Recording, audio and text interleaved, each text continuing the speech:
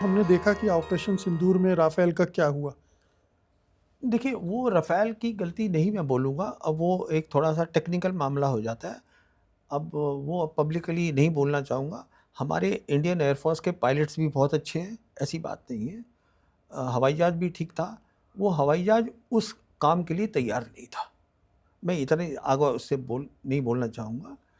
तो वो तैयार ही नहीं था उस काम के लिए, क्योंकि उनको जो काम बताया गया था, तो उसमें हमारा नुकसान बहुत ज़्यादा हो गया। तो अच्छा, अब दूसरी बात ये है इसके साथ कि हमारी दिक्कत क्या है, जिसमें मैंने आपको बताया, हम अपने आप को दिखना चाहते हैं वेस्टर्न लीडर्स के साथ, अमेरिका के साथ, वेस्टर्न लीडर्स के साथ। हम इस बात से बिल्कुल वो है, मतलब वी हैव फॉरगॉटन कि दुनिया बदल गई है। हम उस बात को बिल्कुल रद्द कर रहे हैं, क्योंकि हमारे कुछ अपने इंटरेस्ट हैं, कुछ पर्सनल इंटरेस्ट हैं पॉलिटिकल लीडर्स के, अमेरिका में, वेस्ट के। असलियत ये है कि आज वेस्ट धीरे धीरे भाग रहा है चाइना के पास। असलियत ये है, ऑलरेडी बात चल रही है रशिया की और अमेरिका की, कि किस तरीके से हम अपने रिश्तों को बेहतर करें, और उनकी ट्रेड पे बातें चलनी शुरू हो गई हैं। ये असलियत है। तो ये दो मुल्क हैं पूरी दुनिया। देखिए, बिना रशिया के कोई पीस नहीं हो सकती, कोई प्रॉस्पेरिटी नहीं हो सकती वेस्टर्न यूरोप के अंदर। ये एक सच्चाई है।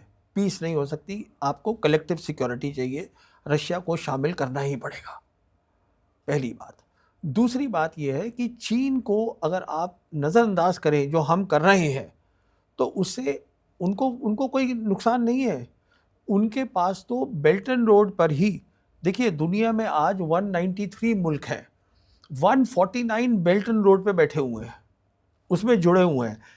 लास्ट ईयर का उनका ट्रेड सरप्लस 1.5 ट्रिलियन डॉलर्स था, चाइना का। तो कहने का मतलब ये है, उनके पास मार्केट्स हैं, उनके पास अफ्रीका है, लैटिन अमेरिका है, उनके पास बहुत मार्केट्स हैं। आपका ये आसियान है, तो ये नहीं, यूरोप है, ऐसा नहीं है कि वो आपकी मार्केट पर डिपेंडेंट है। वो आपको इसलिए चाहते हैं क्योंकि वो और रशिया ब्रिक्स को मजबूत करना चाहते हैं। ब्रिक्स जो है वो सबसे इम्पोर्टेंट इंस्टीट्यूशन है नए वर्ल्ड ऑर्डर का जो बन रहा है। लेकिन ब्रिक्स में इंडिया की हालत ऐसी दिख रही जैसे सबसे ज़्यादा ब्रेक वही लगा रहा हो अमेरिकी दबाव में। हम लोग उसको अहमियत नहीं दे रहे हैं, ब्रिक्स को, बिल्कुल। ये मेरी सोच है और मैं आपसे सहमत हूँ। अब दबाव में डाल रहे हैं या खुद सोच रहे हैं, हमारी अहमियत जो हम दे रहे हैं अहमियत, वो हम अमेरिका को दे रहे हैं कुछ ज़्यादा, जो शायद आज की दुनिया में उसकी ज़रूरत नहीं है, क्योंकि दुनिया बदल गई है। मैं वापस लौटता हूँ, क्या आपको लग रहा है कि जो टू फ्रंट वार की बात की जाती है, अब तो थ्री फ्रंट वार की भी की जाने लगी है, उसके लिए अगर ये सिचुएशन चलती है, कितना प्रिपेयर्ड है हमारी सेना? देखिए, पहली बात तो ये टू फ्रंट नहीं है, ये टू फ्रंट नहीं है, ये वन फ्रंट। मैं बोलता हूँ उसको वन फ्रंट रीइंफोर्स्ड, जिसके पीछे चीन खड़ा है, तो वो बहुत तगड़ी है, उसको आप नहीं तोड़ सकते, पहली बात। दूसरी बात, जो चीन है, इसको हम बोलते हैं ग्रे जोन ऑपरेशंस, जिसमें कि लड़ाई आप करते हैं पर गोली नहीं चलती। तो आप या तो लाइन ऑफ एक्चुअल कंट्रोल पे काम होता है, तो वो हमने बहुत वहाँ लड़के लगा दिए हैं, हमारे सोल्जर्स हैं वहाँ, बहादुरी से काम कर रहे हैं, वो हम काफ़ी हद तक सह लेंगे। पर हमें, अगर हिंदुस्तान और पाकिस्तान की लड़ाई होती है, एक तो जो हमारे लिमिटेड एसेट्स हैं, जैसे इंडियन एयरफोर्स के पास बहुत कम स्क्वाड्रन्स हैं आज, मैं बताना नहीं चाहूँगा कितनी है, बहुत कम हो गई हैं तो उसको 22 के आसपास कही जाती है उसको बांटना पड़ेगा। जी, फिर 16 पे भी आ जाती हाँ, है। तो फिर उसको बांटना पड़ेगा ना, क्योंकि हमें कुछ चीन के लिए रखना है।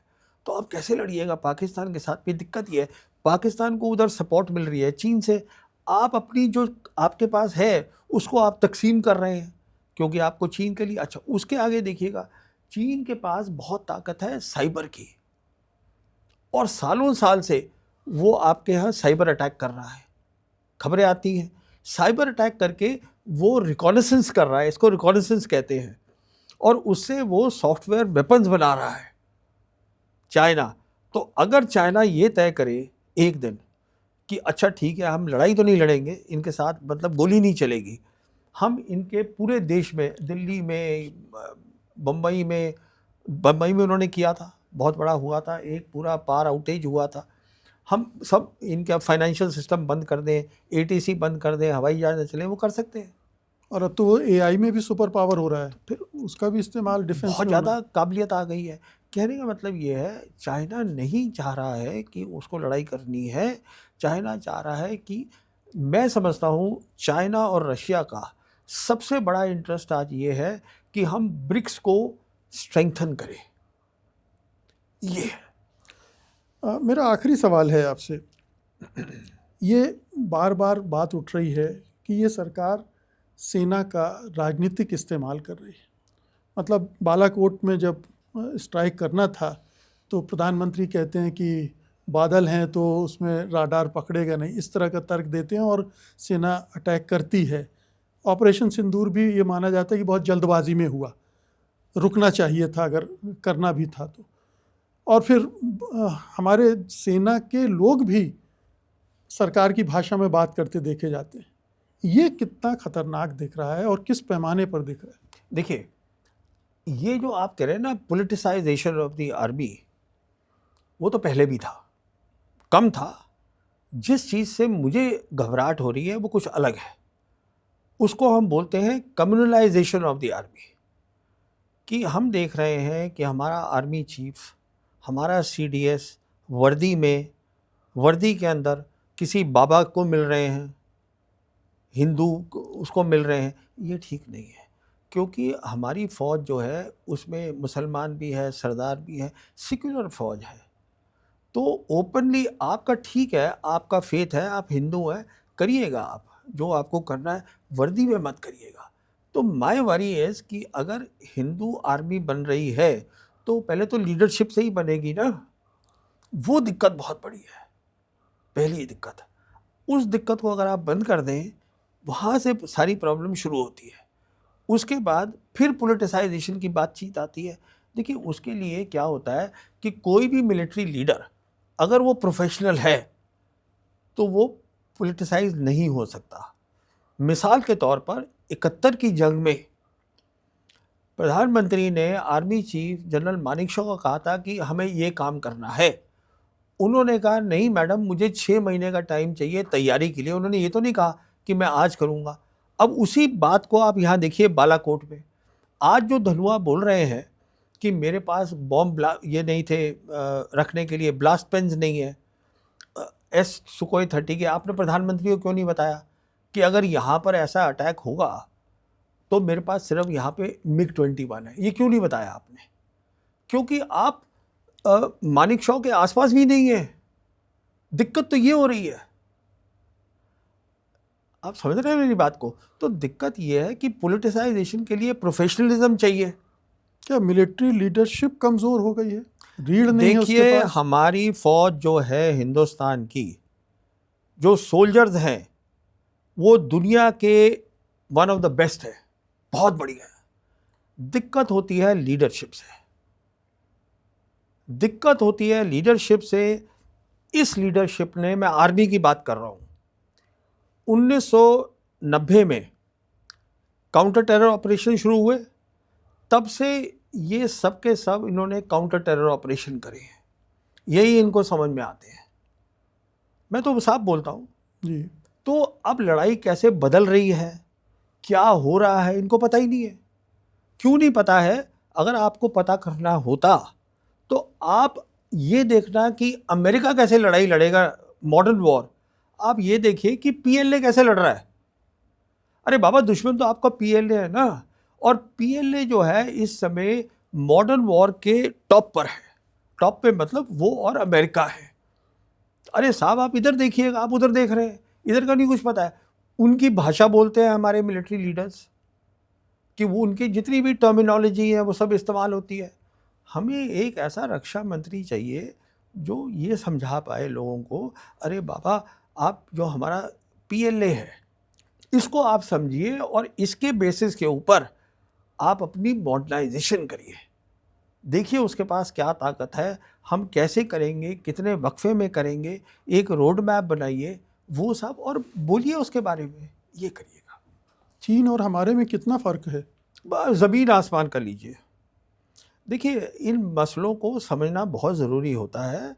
जब आप हॉट वॉर की बात करते हैं तो मैंने इस पे किताब लिखी है 2022 में, उसका नाम है द लास्ट वॉर, जिसमें मैंने कहा है कि पहले 72 आवर्स में दिख जाएगा क्या हो रहा है, और हफ्ते या 10 दिन से ज़्यादा जंग चल ही नहीं सकती, और डिसाइसिवली चाइना के फेवर में होगी। इतना अंतर है? जी हाँ, ये मैंने 2022 में लिख दिया था।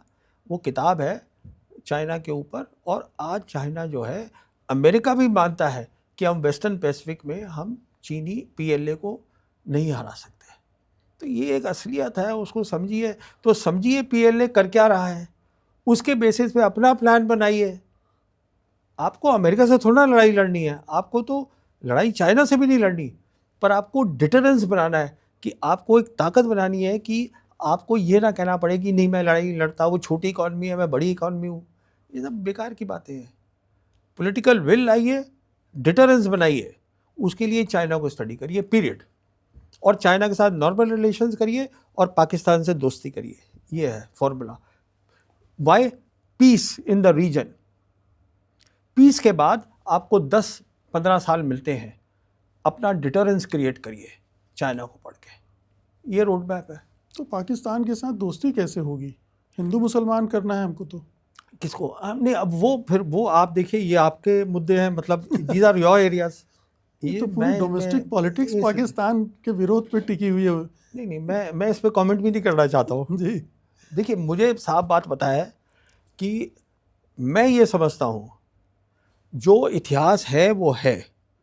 आज भी पाकिस्तान ये कह रहा है, और मैं इस बुनियाद पे इसको बोल रहा हूँ, कि मैं आई थिंक फरवरी या अप्रैल 2022 में उन्होंने, पाकिस्तान ने अपनी पहली नेशनल सिक्योरिटी पॉलिसी को रिलीज़ किया था। मुझे बुलाया गया था, वहाँ मुझे मौका मिला था जनरल बाजवा से बात करने का, और जनरल बाजवा ने मुझे यही बात कही थी, और वही उनकी आगे आसिम मुनीर भी फॉलो कर रहे हैं, कि कश्मीर का मुद्दा है, पर जो कश्मीर का मुद्दा है ये नहीं है कि वो कह रहे हैं कि कल इसका फैसला चाहिए। अब मुद्दा तो है। अब मुद्दा क्यों है? क्योंकि हम कह रहे हैं अब वो हमारा हिस्सा बन गया, अच्छी बात है। सवाल ये है कि फिजिकली वो बैठे हैं उस पर।